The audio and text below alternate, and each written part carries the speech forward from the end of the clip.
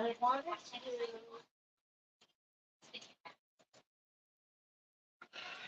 work on my new book that I got from the library. It's called Kill for Me, Kill for You. And the last book that I had was The Frozen River. And I'm going to turn down the TV.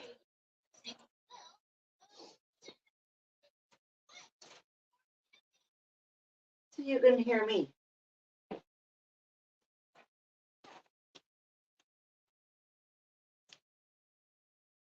There we go. And then I'm also going to, oh, I hear feedback. So I'm not going to worry about that. Actually, I'll just turn it down. Yeah, right there.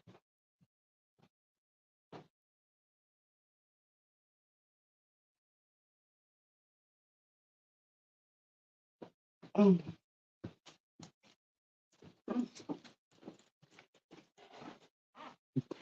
Now, for the ones that, yeah, I just took a shower. Ah,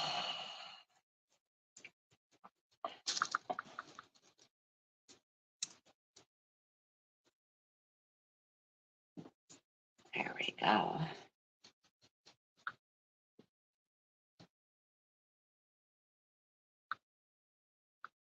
There we go. All better. Now I can see if anyone posts to my live. Anyhow, we're going to be reading this one, but the other one book that I was reading earlier, The Frozen River by Ariel Lawhon. It was pretty good. I actually want to buy it. I really do. It. I like history. I like fiction. When I was younger, I didn't like either one. I didn't even like to read. But now that I'm older, I really enjoy it. So, um, and I'm not much of a fantasy reader, but um, if it's got a good premise, got a good plot to it, got a good storyline, in other words, I'll take a chance on it. And I think it's Tracy Wolf that I'm taking a chance because I'm buying um her whole new series that have like the primary colors on the books. And thank you very much to Scott, my friend that bought me some of the series, and it actually got postponed, I think, until April or May. That I'll be getting the last book. And there's a lady named what's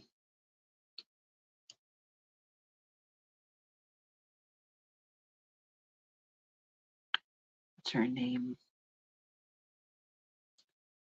Abby Emmons.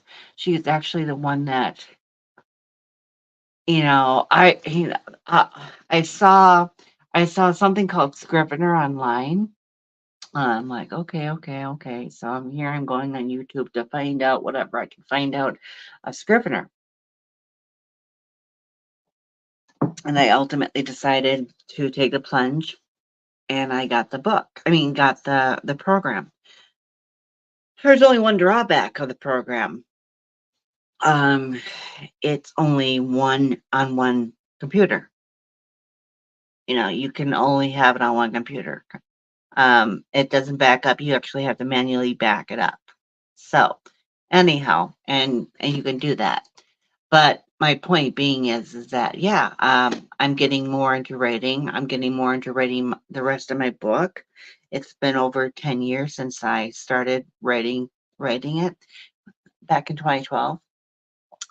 And I told a friend of mine that I'm actually changing what it's going to look like, for instance. I mean, be.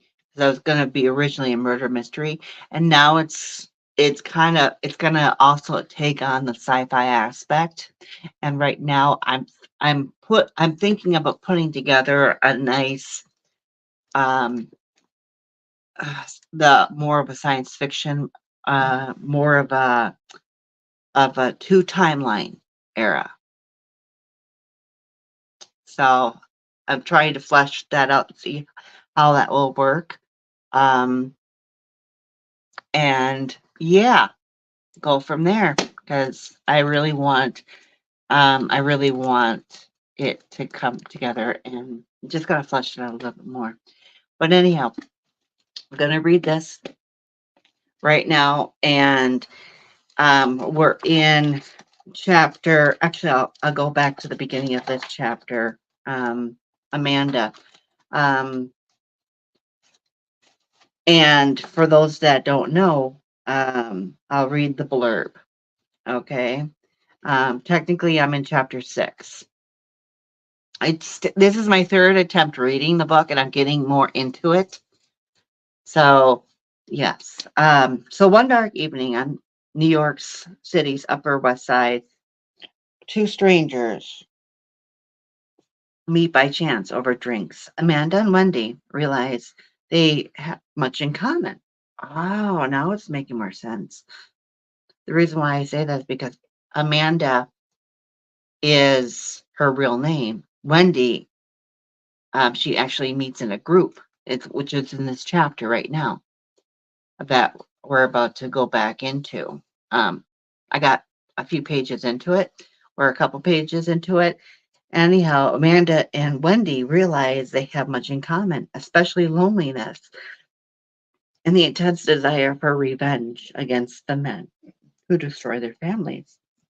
As they talk into the night, they come up with the perfect plan. If you kill for me, I'll kill for you.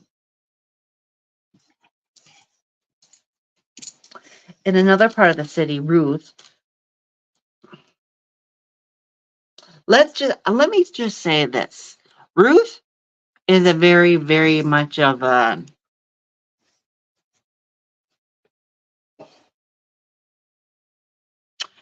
individual that wants nothing better to please her husband. And it's like you have a misogynistic author that's writing about a woman on how to please her man. It's like, wow. Okay. Okay. Anyhow, um,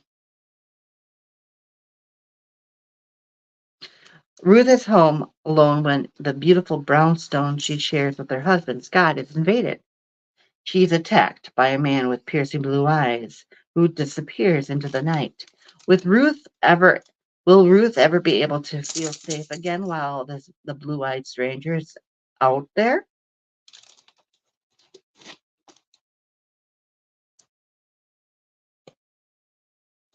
I still think that there is a connection between the man that invaded Ruth's space at home while her husband is out drinking with his buddies. God, shoot me now. And and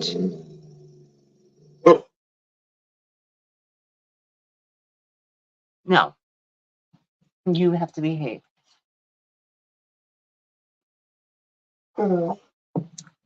I still think that there's a connection between that man and her husband. Anyhow, let's proceed. So Amanda, from the passenger seat of the car, Amanda looked from the first floor windows of red brick building on 43rd Street. The glass was blacked out with with thick paper that had yellowed with time, as if it had been painted with grease. You sure this is the place? She asked. Beryl put the car into park and said, "This is the place, second floor. I know it's scary, but you just have to give it a chance." Give what a chance? I've spoken to the counselors before. It doesn't help. Look, this is part of the court order. There's nothing else. There's nothing. They're they're no they're not getting. There's no getting out of this. You have to behave. Look at me like that.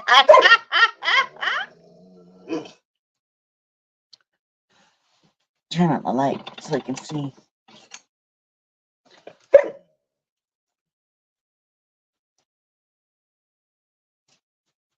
You gotta go. You gotta go. So you may as well try to make the best of it. Amanda looked back at the building.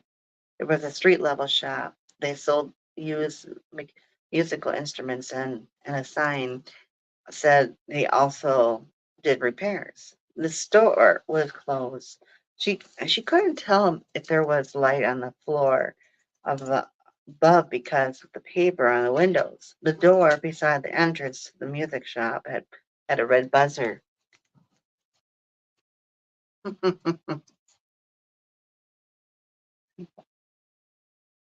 I don't feel well enough. Can I just skip it just one last time? You put it off long enough. You were supposed to start counseling before the end of September. It's now November. Your PO should have reached you a month ago. She only relented because I called her and told her I'm bringing your ass to the place myself, he said. I'm sorry. Look, I know you've gone behind the call here, beyond the call here. It's just what? She fell silent for a moment. I'm not ready to deal with this.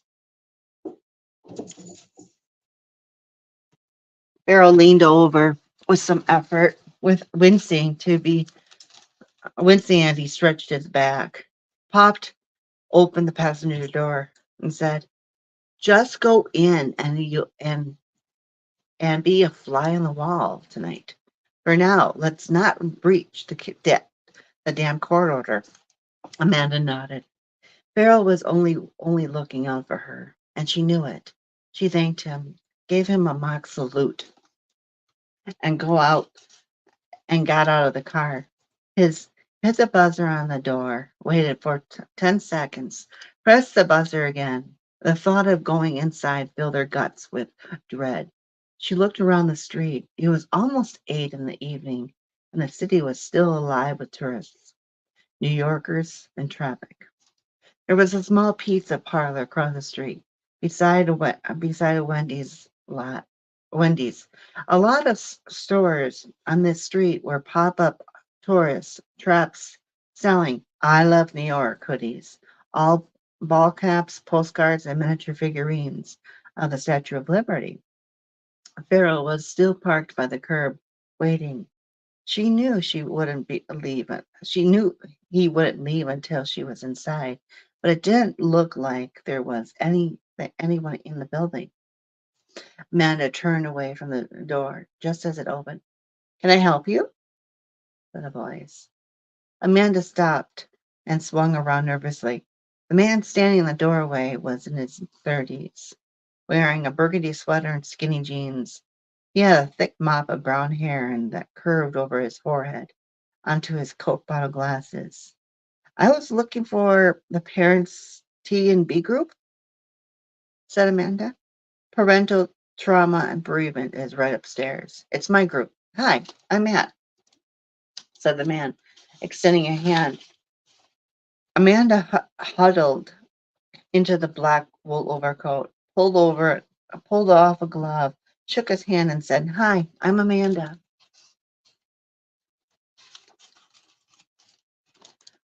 For the first time, Rose and Vanilla, maybe Calvin Klein. She hadn't noticed it early, and it made her wonder if he'd sneaked into a bathroom to put some on for her benefit. "Thank you for all coming out, folks. I know it's a cold one out there and snow is due. We have a new member in the group tonight. Everyone, this is Jane." Wait, hold on. Oh, sorry, I skipped a page. My apologies. Hmm. Ah. I bet I've been expecting you. It's cold. Please come inside. She turned, waved at Farrell, who honked and pulled away. Oh, Amanda followed Matt up two flights of creaking, uneven wooden stairs and into a large room. A single halo of light from a bare, bare bulb hung over a group of people seated in a circle. There were boxes, stacks of chairs, a large old shape items covered in a white sheets behind him.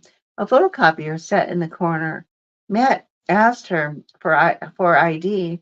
She handed her over her driver's license. He copied it and said needed it for the files. Then handed it back. Mm, I gotta tell you something, guys. Guess what? I watched a movie on Netflix. If you have Netflix, that is, and I didn't think it would be that good of a movie to watch because it has Ben Affleck in it. Not to say that I don't like Ben Affleck. I mean, he's got his pros and cons to him, just like any actor does. But anyhow, watch The Accountant on Netflix. Please. I can't tell you how good of a movie that is. If you like action, if you like thrill, if you like suspense, and if you like a little bit of boring to go with it, and Asperger's or autism to go with that, I cannot stress that enough. I cannot suggest it, recommend it enough. Watch that. He copied and sent Nita his first files and handed it back. Amanda's eyes adjusted to the gloom and she saw that this was a storage area for the music store downstairs. She made it out of the shapes of drum kits, double basses, and guitars lining the four walls. Just beyond the group was a table with a coffee maker and plastic cups. There were 6 or 7 people in the group, most of them making small talk. Ordinary looking women and men, all dressed in sweaters and overshirts, bulky coats resting on the backs of their chairs. Excuse me. Only a few seats were left in the circle. Before we go over there, would you like to choose a name? Said Matt. I'm sorry, said Amanda. He spoke quietly, a passive look on his face. This is a closed group, and there are 2 simple rules. Number 1, we don't use our real names. Number 2, we don't give away detailed places or names that might allow other group members to identify you. A lot of people here have been through horrific experiences, and in order to be able to share them, they want anonymity. We talk about our emotions here. Some people don't want to share if they think if their fellow group members will go home and Google them. You know what I mean. Amanda nodded. If she had to participate in the group, she didn't plan on revealing anything about her past for that very reason. Keep things in Keeping things anonymous made sense. Call me Wendy, she said. We already have a Wendy, Matt said, pointing to a small, thin woman with bright blonde hair swept up in a baseball cap and a ponytail. Wendy wore blue jeans and a bulky navy sweater in a way that made her look as though she was trying to hide her wiry frame.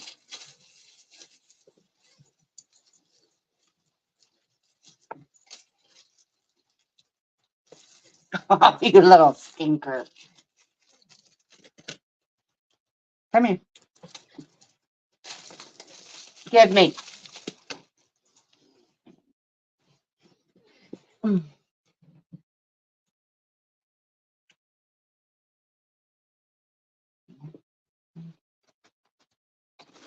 No. No.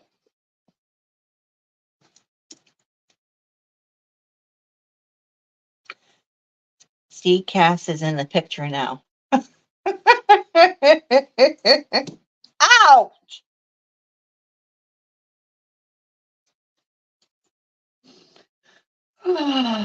Her cheekbones stood out proudly on her face, and her skin looked like it hadn't felt the sun in a long time.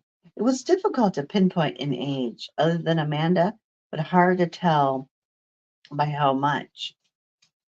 Older than Amanda, rather. Sorry. There was a haunted look about Wendy, but when Amanda cast her gaze around the rest of the circle, she caught the same look in some of the other faces too. I suppose it doesn't really matter what I'm called here. How about Jane? Matt nodded, said, "Eh, Jane's fine. Help yourself to coffee and take a seat." Amanda sat down in a chair beside a large woman with curly hair and bubblegum pink cardigan, who introduced herself as Betty. She had a set of rosary beads entwined in her thick, round fingers. Betty smiled and at her painfully. Then the moment she looked away, then the moment she looked away, the smile dropped from her face as if it were tied to an anvil that had just fallen off the side of a cliff. Mm.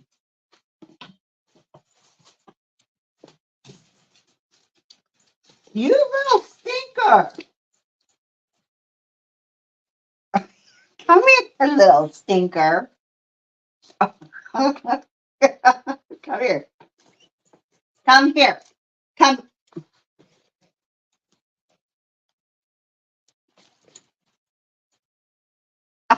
come here. Come here. Come. Come.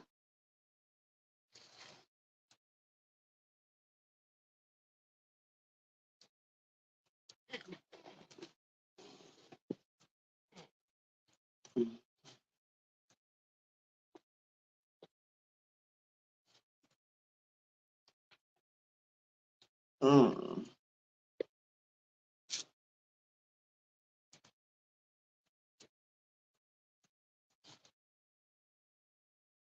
Some of the group were already in conversation. Two or three were talking basketball. The rest of them were discussing the mayoral events and the news of a woman attacked in her home that had been doing the rounds of the local TV channels. That kind of story always got people talking. The thought that that New York might not be safe in their homes and had people scared. Amanda didn't join in any of the conversations. Betty chimed in here and there with a comment or two. The other the only other person who sat slightly silently was Wendy. She had tucked one leg beneath the other and turned away from the two men beside her who were discussing the last night's game. Matt stepped into the center of the circle of chairs and called for quiet before sitting down next to Amanda. She noticed his cologne for the first time. Rose and vanilla. Maybe Calvin Klein? She there should be a I think there should be a question mark there. She hadn't noticed it either, and it made her wonder if she'd sneaked into a bathroom to put some on for her benefit. Thank you all for coming out, folks. I know it's a cold one out there and snow is due. We have a new member in the group tonight. Everyone, this is Jane, he said, and threw out his hands toward her as if she was about to walk through a set of sparkling drapes onto the stage of a crummy daytime TV show game. Everyone mumbled, "Hello." Everyone except Wendy, who was staring at her into her coffee cup. Amanda nodded in acknowledgement, but said nothing more. Matt folded his arms, crossed his legs, and leaned back in his chair, his eyes still on Amanda. No one said anything. The silence began to build in her ears like a pan of water slowly starting to bubble. She glanced up from the floor, feeling heat right into her cheeks.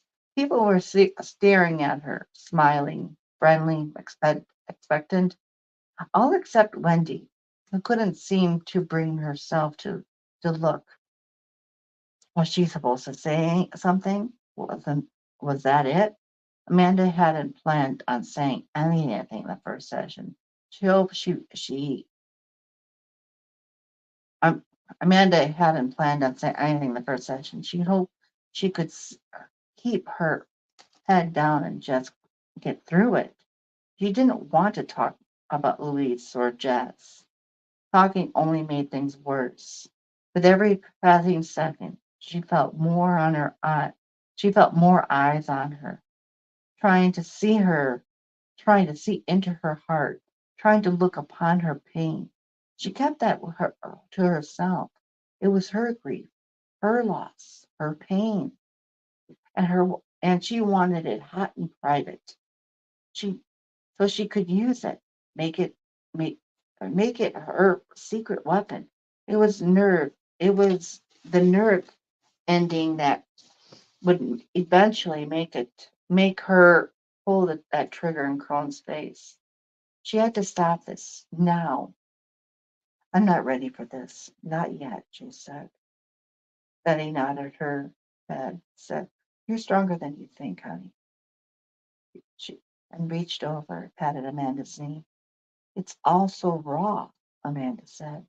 She clammed her lips shut, hugged her sides, and began rocking back and forth in cold air that surrounded her statement.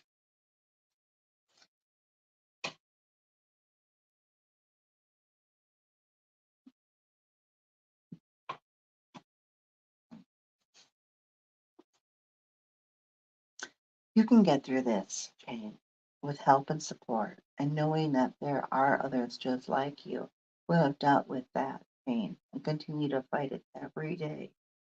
That's what we do here. We're fighters, Ned said. Amanda's eyes flickered forward. She'd sensed movement opposite, and sure enough, it was Wendy. She rolled her eyes at Matt dramatically, then shook her head. Wendy, perhaps you might take like to share something for our new member. Show them how it's done now, that man said. So you're gonna pin Wendy as a doll that's gonna just pocket your command, okay. Wendy perhaps okay. Wendy reached into her pocket, drew out a soft packet of Lucky Strikes, shook it until one stood up, which she then took between her thin lips. "There's no smoking in here, Wendy. You know that," said Matt, and Wendy lit it up and inhaled. "I'm not ready to talk tonight," said Wendy. "I don't mind talking," said Betty, raising her hand, the cheap rosary beads jingling. Matt nodded, somewhat reluctantly. The rest of the group shifted in their seats. Some exhaled loudly. Amanda got the impression they were readying themselves for a long night of listening to Betty, and they'd been down this road more than once before.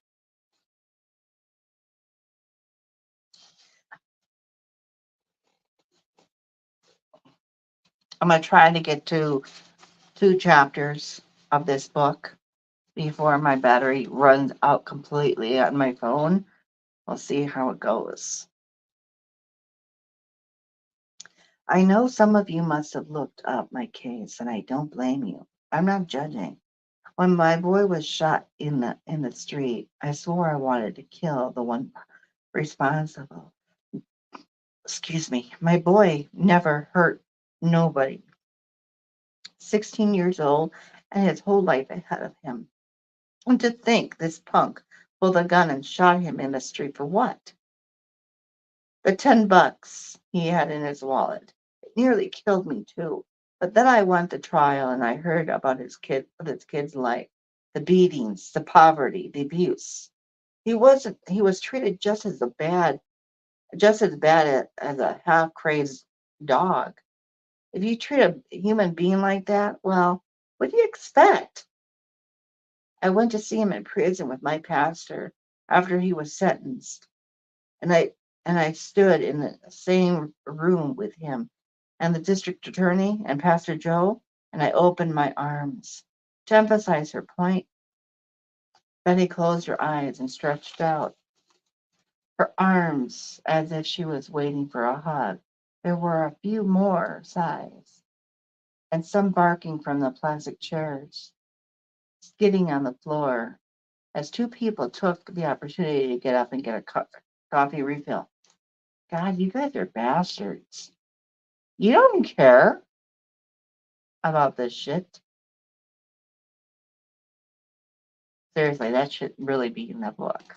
Because seriously, she's pouring out her heart and the people are getting up and going to the fucking um, counter to get some coffee. Seriously? And I said to this young man, I believe in the Lord Jesus Christ, continued Betty. She paused, took a sharp intake of breath, and if she was steeling herself, get ready to refuse a miracle. I am of his church and his people, and I forgive you for your wicked sin against my family, said Betty. And you know what he did. This punk kid, he cried, and we hugged. I found it in my heart to forgive him that day. I felt the Lord that day. He was right there in that room with us. Betty nodded, sniffed back a tear, sniffed it back a tear, fumbled with the rosary beads. There were some murmurs of approval among the other members of the group.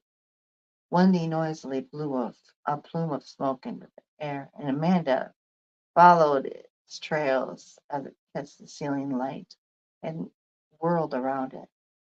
I wish you wouldn't smoke in here, said Matt. Why? Said Wendy. The Lord isn't dragging his ass into the room, that's for damn sure, she said. Wendy, please, said Matt. She shook her head, looked at Betty, and said, I heard your story before. We all heard it before. It's good you've gotten some peace. But some of us don't want to forgive. Can't forgive. And that doesn't make us bad people. It's just the way it is. Some bastards don't deserve forgiveness. Ever.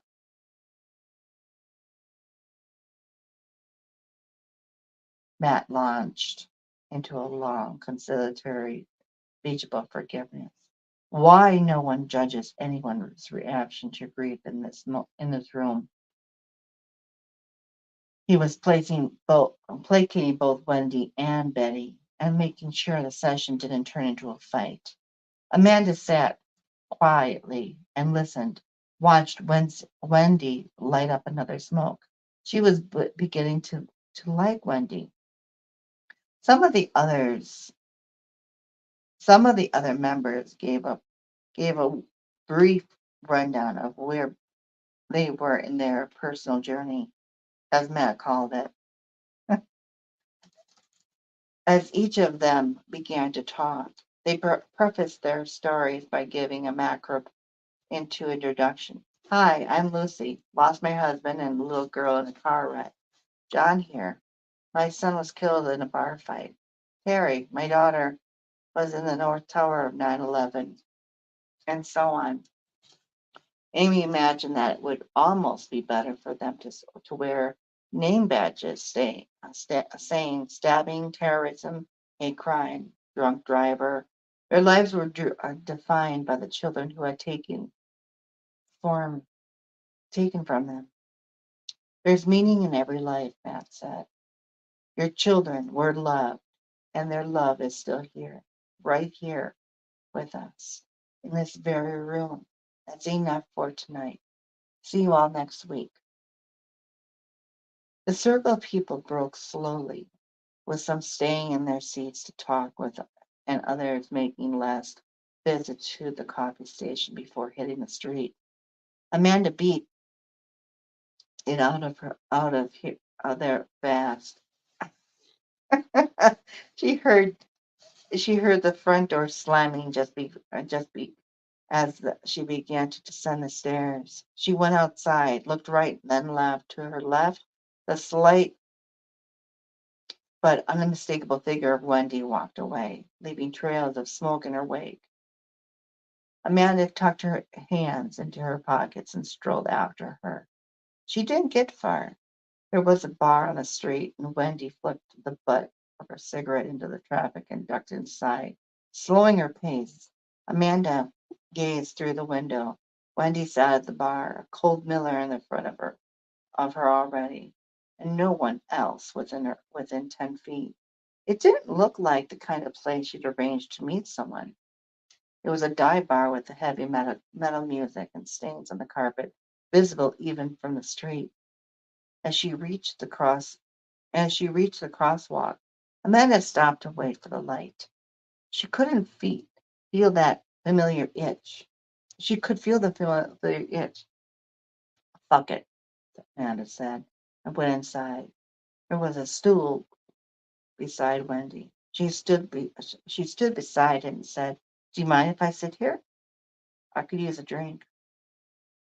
Wendy looked slightly uncomfortable without a cigarette in her hand, in her lips.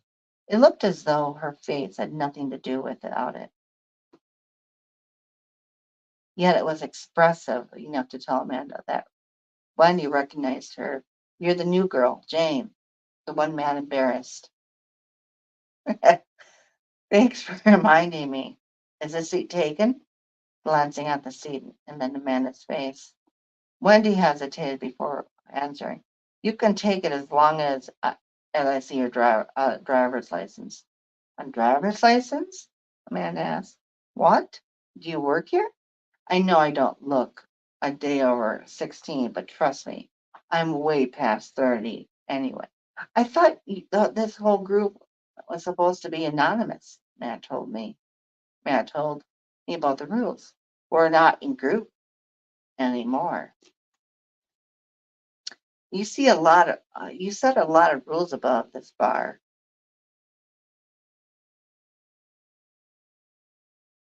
"It's nothing to do with your age, honey. I just want to make sure you're not a journalist. Some of them infiltrate groups like this, trying to work a story out on the victim. It happens. It almost happened to me, and now I'm extra careful. So, what'll it be?" said Wendy. Amanda drew out her license for her purse, slapped it on the counter.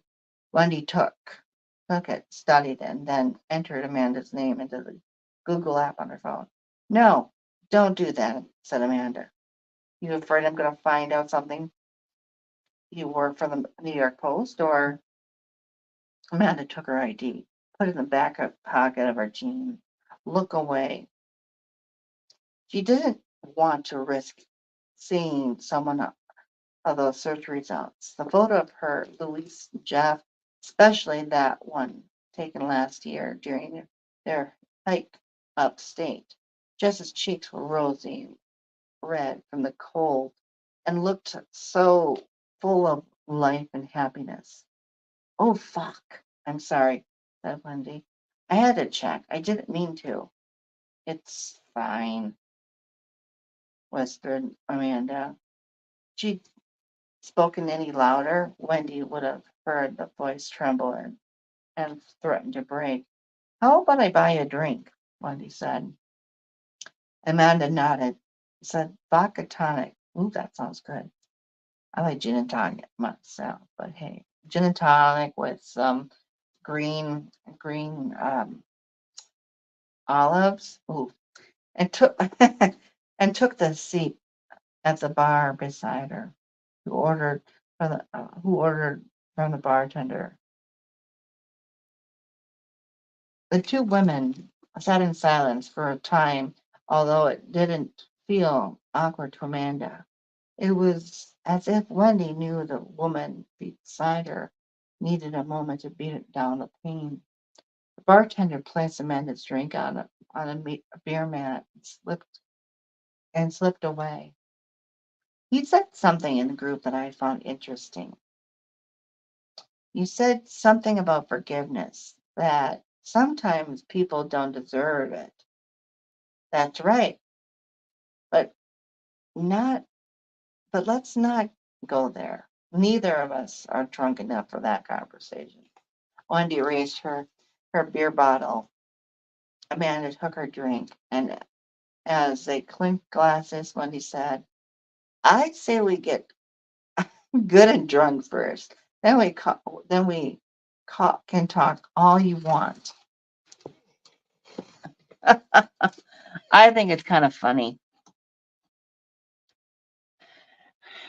because Wendy knows Jane's real name, but Amanda, doesn't know Wendy's real name.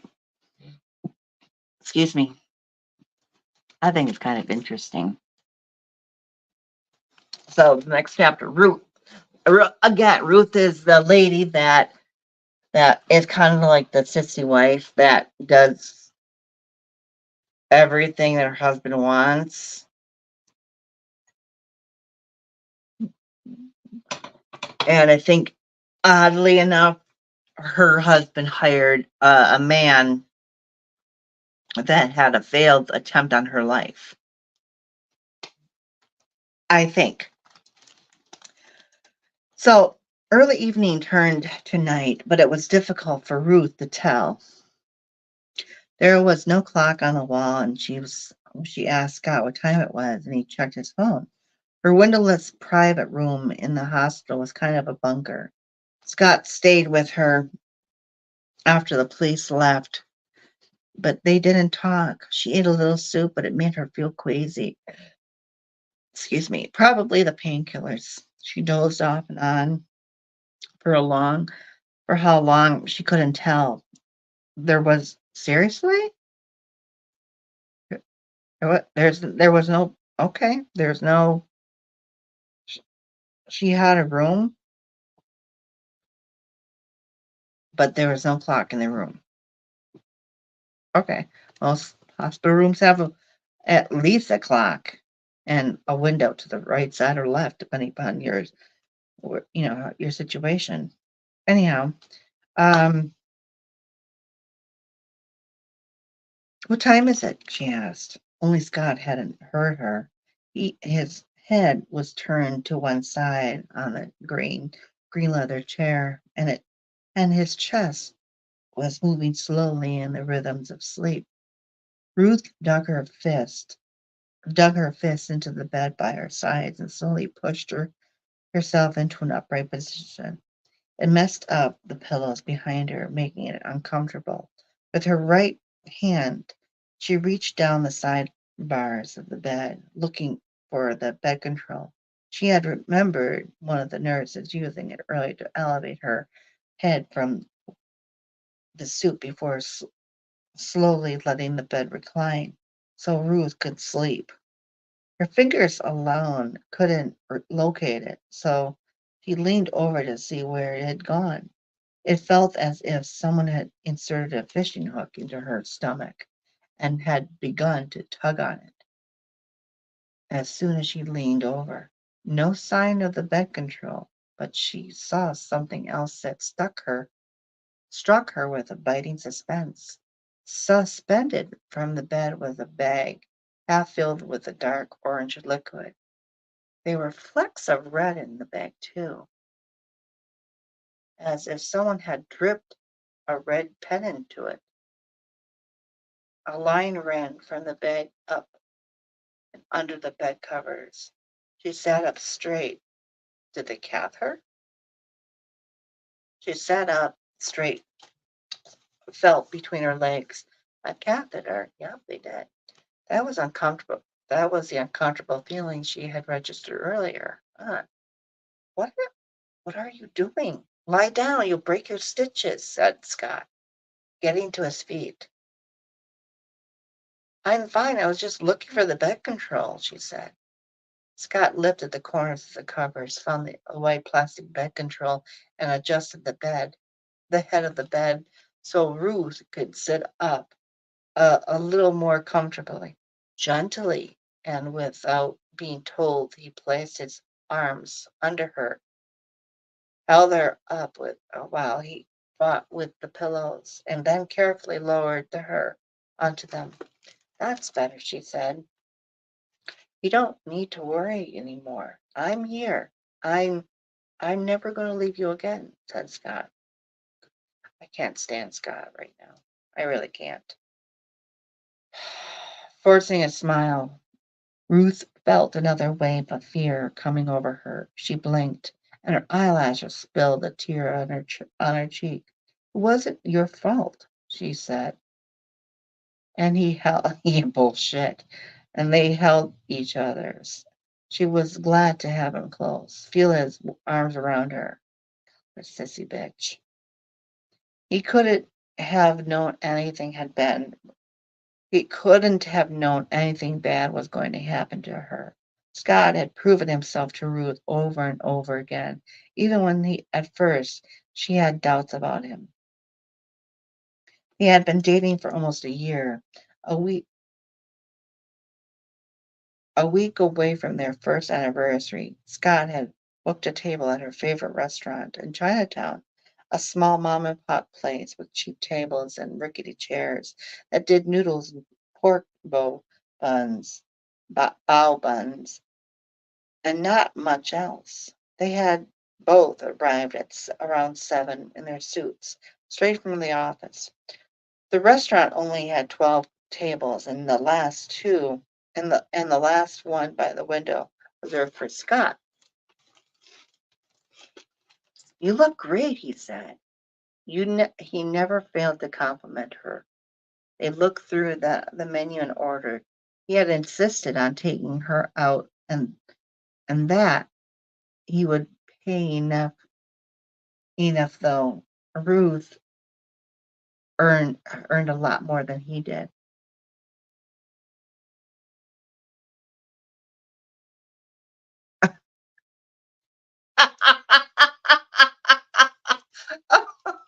What a man. What a man. Takes one for the team.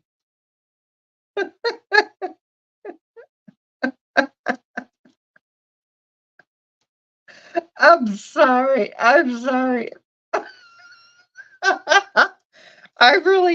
I'm sorry. Th- in my opinion, it's a bit ridiculous for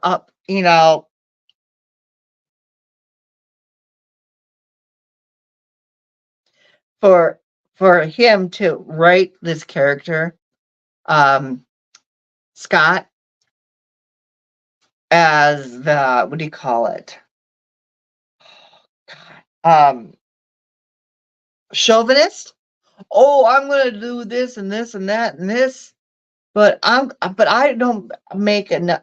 But I don't make enough money. But I'll pay for our meal. I mean, you make hell of a lot more money than I do, but I'll pay for the meal. I'm like, whatever, dude. Just shut up. Scott fidgeted with his chopsticks and napkin. I wanted to talk to you about something, he said. Ruth had felt the nervous, swirling sensation in her stomach that those words. Her relationship with Scott had been better than she could have imagined. He had booked a table. There was something clearly working on his mind. You think? He was getting up the nerve to tell her it was all over. Ruth could feel it coming. I quit my job today, he said. That is so. What an idiot. I'm sorry. I'm sorry, but you're going to pay for a freaking meal. You quit your job today. you're gonna make her still feel like shit. What a man. You what? Yeah, don't worry, I'm sorry, he said and scratched his head. I'm fucking this up, aren't I? I know what's going on. I don't know what's going on. Oh my god, I do not like how you write your characters, these two characters.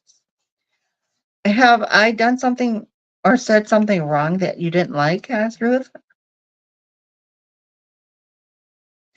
Yeah, it's called the author that's writing this shit. I'm sorry, but anyhow, he seemed to stop focusing on himself, reached out both hands and took Ruth's palms in his. Jesus, no. No, of course not. This isn't about you. Well, it kind of is. Of course it's about her. She makes more money than you. You decide to pay for the fucking check yourself. You're unemployed.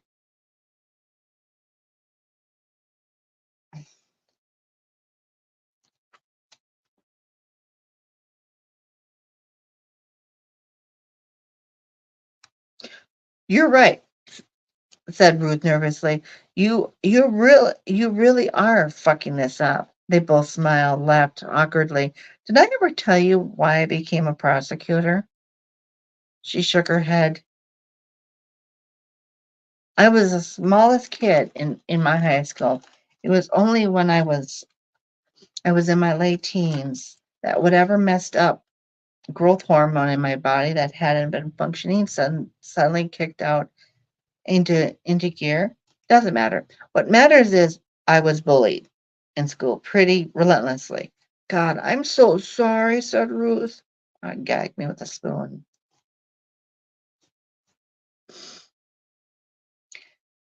It affected me for a long time after school. That's why I moved to the city, went to college here. I just couldn't face my hometown. Yeah, because you're a spineless prick. Look, I'm not explaining myself very well. Yeah, that's because you're the author that is actually writing this shit should know what the hell he's doing. Uh, whenever I whenever I put a bad guy away, particularly someone who is violent, I get a little piece of me back. Does that make sense?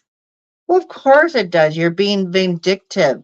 You're setting the stage up to get more of you back. Makes sense. Who doesn't do that? It's like, I did it for myself. Duh.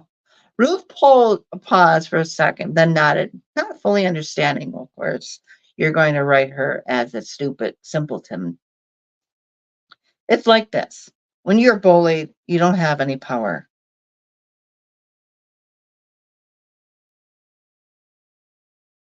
So you write your wife as as wow. Okay. There's nothing you can do about it. When I told my parents about what was happening, my dad just said I should man up, fight back, but I never did. I couldn't. Ruth squeezed his hand. Oh, I got a lot out of my job. It was cathartic, you know. And why did you quit? Like I was finally fighting back. So what? My question before this. Yep. So why did you quit today? What's going on? Before he spoke, Scott took a breath, released Ruth's hands. Really? You gotta release your girlfriend's hands before you can tell her. What a dick. I quit because I had an interview last week at one of the top law firms in the city, and they're offering me a position as a senior litigator. It's 5 times what I make now.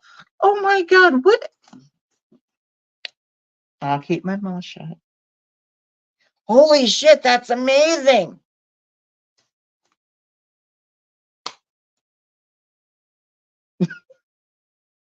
Thank you. I couldn't have done it without you. What do you mean?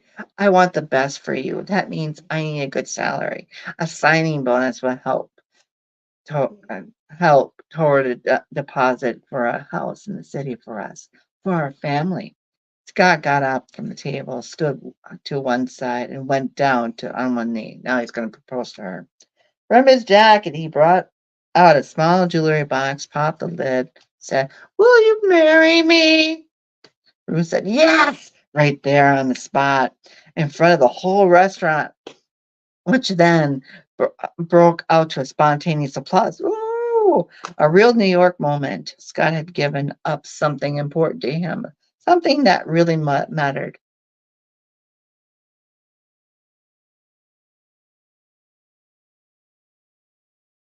And he'd done it all for her. Ruth had no doubts anymore. This was her man. Gag me. He would make sure she was taken care of, that she was safe, and Scott would never, ever leave her. She knew it that day. Thank God this chapter is done. She knew it now with the man in her arms, leaning over her hospital bed. She was lucky to have him. She would see her through, he would see her through this nightmare. Mind if I have a minute? Said a voice. Scott stepped back and Ruth saw Dr. Mosley at the door, a chart in his hands, but no smile on his face. Uh-oh. Not this time. Sure, everything's all right, said Scott. It's fine. I just need to talk with Ruth about the surgery that she had undergone, if that's okay, said Mosley. Maybe we could do that in the morning, asked Scott. Do you feel up to it, Ruth? Asked Mosley, ignoring Scott. I don't see how it can be that bad. I'm alive. And that's all that thanks to you, she said. Mosley closed the door, giving them some privacy. He approached the bed, folding back the covers. Ruth was wearing a hospital gown. He took hold of the bottom of the gown and asked if he could take Ruth take a look. Ruth nodded. She watched as he methodically rolled up the gown, almost to her neck. Ruth saw a network of bandages and gauze covering her entire body. What the fuck? Mosley began to palpate her stomach, pressing on it lightly here and there, and asking her about pain. What? When he was done, he rolled the gown back and thanked Ruth. You're going to be all right, said Mosley. Stitches look to be holding together nicely. Now, we have some things to talk about. Is that really necessary right now? Scott asked. He was protecting her, but he had no reason to be so protective unless he already knew he what was the doctor was going to say. You know, you know about it already, don't you? Ruth said, closing his eyes and pursing his lips. No, Scott nodded. Then tell me, doctor, said Ruth. Mosley sat down on the bed. He spoke in a way that the doctors do, plainly, with genuine empathy. When you were brought in, your injuries were so severe, life-threatening. You had multiple stab wounds on your abdomen and chest, and lacerations to your thigh. We had to operate to stop the internal hemorrhaging. Ruth nodded, unable to speak. The room seemed to darken and shrink until there was only Mosley in his voice and his voice. There is no right way to say this, said Mosley, his tone changing, a deeper, resonant timbre in his voice, as if he was coating each word in honey, trying to soften the sharp edges,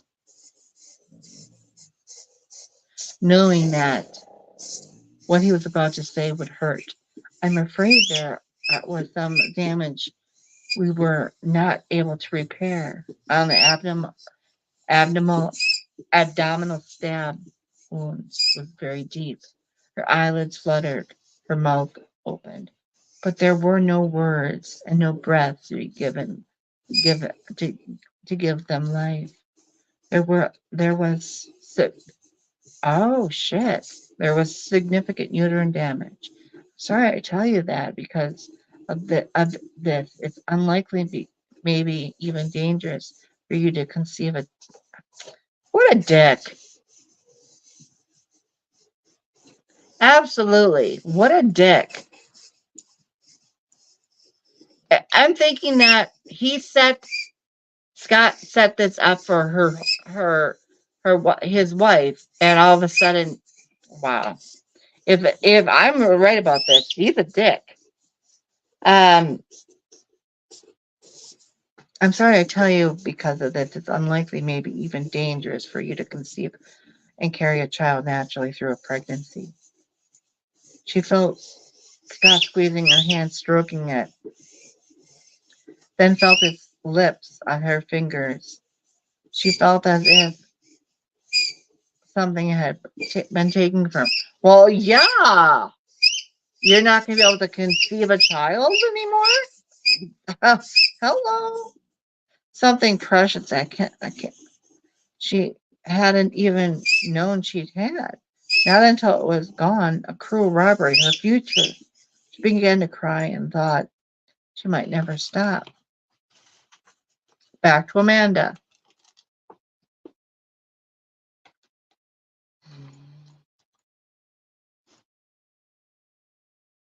I have a funny feeling that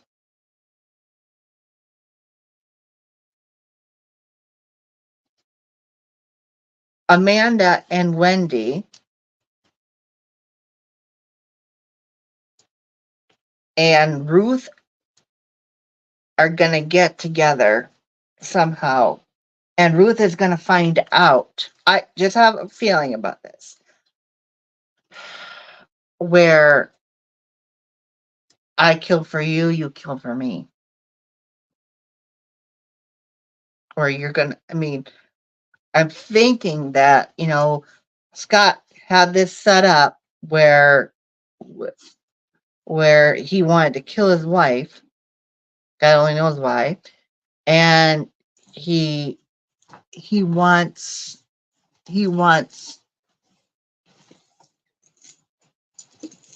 she finds out about this, and then she turns to somehow Wendy Wendy and Amanda are all in this together somehow. I'm thinking that's how it's gonna go. But anyhow, before I lose battery power, I'm at 69%. I wanted to let you guys know that I'm in this book now.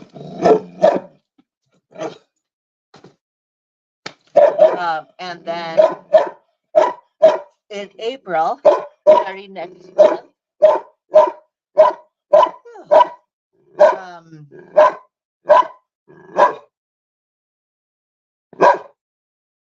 actually, I'll go get the books. Be right back.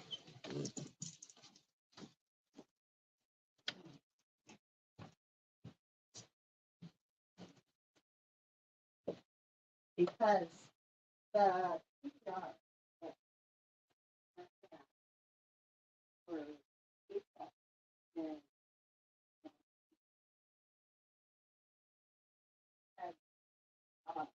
my post for library book haul, I have yet to post. So I'm still editing it right now.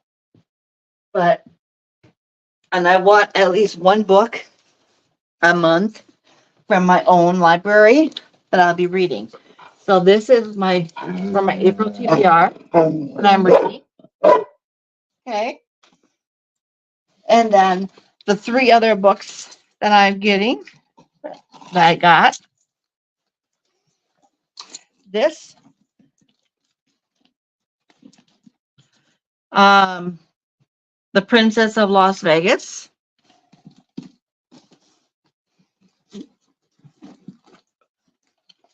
Give me.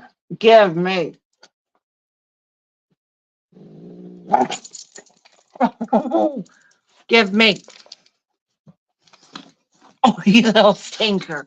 You little stinker.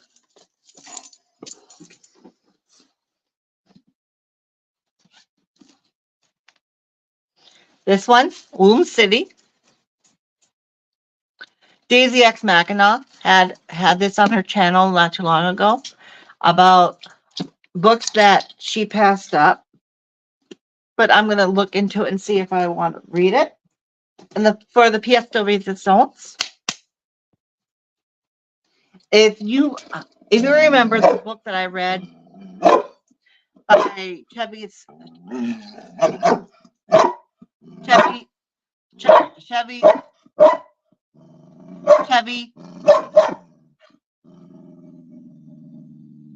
Stevens,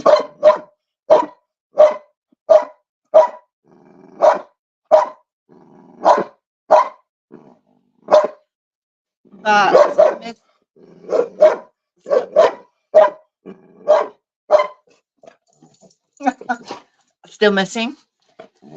It was a very good book. It was a good book. There's a lot of triggers in there. A lot of triggers in there. So if you really want to read the book, I warn you. I warn you. But the other book that I'm going to be reading is Never Knowing. Never Knowing. And let's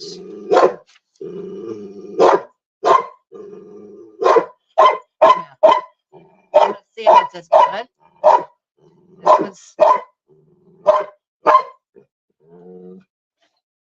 This was published in 2011. Over 10 years ago. Anyhow, yeah, so it looks good.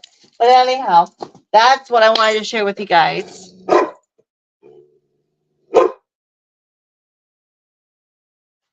And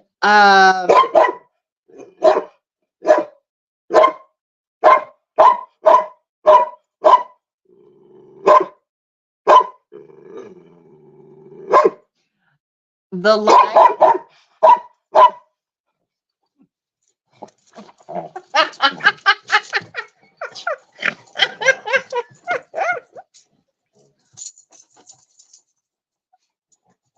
the live show on April 20th, I will put in the link in the description when I have that available, as well as the video that I have yet to finish editing for my quarter library book haul. But anyhow, I will bid you adieu. I hope you have a great Easter Sunday, and I will see you soon. Love you all. Bye.